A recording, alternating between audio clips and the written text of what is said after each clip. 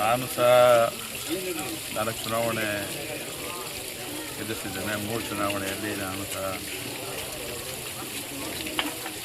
ಜನರ ಆಶೀರ್ವಾದದಿಂದ ಅವ್ರ ಪ್ರತಿನಿಧಿಯ ಕೆಲಸ ಮಾಡಿದ್ದೇನೆ. ಭಾಳಷ್ಟು ಚೆನ್ನಾಗಿ ಕೆಲಸ ಮಾಡಿದವರು ಜನರ ಮನಸ್ಸಲ್ಲಿ ಬಿಡ್ತಕ್ಕಂಥ ಕೆಲಸವನ್ನು ಶಾಶ್ವತವಾಗಿರ್ತಕ್ಕಂಥ ಕೆಲಸ ಮಾಡ್ಕೊಂಡು ಬಂದಿದ್ದೇನೆ. ನನ್ನದು ಒಂದು ಪ್ರಯತ್ನ ಇದೆ.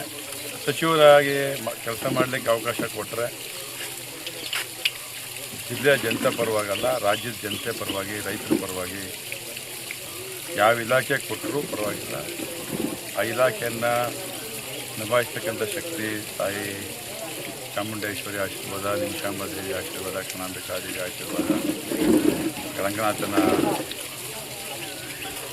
ಸಾನ್ನಿಧ್ಯದಲ್ಲಿ ಬೆಳೆದು ಬಂದವನು ನಮ್ಮ ಕುಲದೇವರ ರಂಗನಾಥನ ಆಶೀರ್ವಾದದಿಂದ ನಿಭಾಯಿಸ್ತೇನೆ ಅನ್ನುವಂಥ ಮಾತನ್ನು ಹೇಳಿ, ಜೊತೆಗೆ ನಾನು ಸಹ ಒಬ್ಬ ಸಚಿವನಾಗಲಿಕ್ಕೆ ಆಕಾಂಕ್ಷೆಯುಳ್ಳವನಾಗಿದ್ದೇನೆ. ಒಂದು ಅವಕಾಶ ಮಾಡಿಕೊಟ್ರೆ.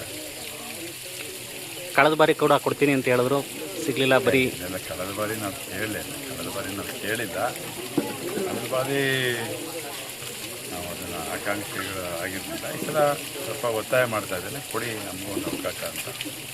ಏನು ತೀರ್ಮಾನ ಹೈಕಮಾಂಡ್ ಏನು ತೀರ್ಮಾನ ತಗೊಂಡ್ರೆ ಅದು ಬದ್ಧವಾಗಿದೆ.